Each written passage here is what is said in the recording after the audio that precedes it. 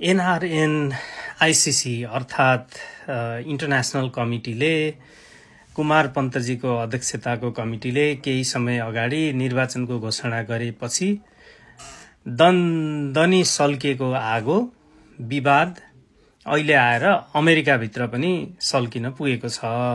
अमेरिकाको national committee, जसलाई NCC भन्न मन पराउनुहुन्छ साथीहरू, त्यो एनसीसी को पनि हिजोदेखि आजसम्म भएका विभिन्न किसिमका बैठकहरूमा अब यो पनि दुई फ्याकमा चलक्कै विभाजित भएको छ।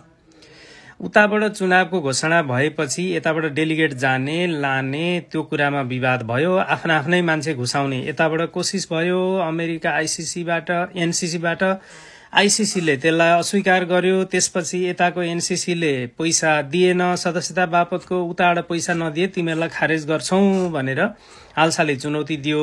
अब यहाँ दुई चिरा भएको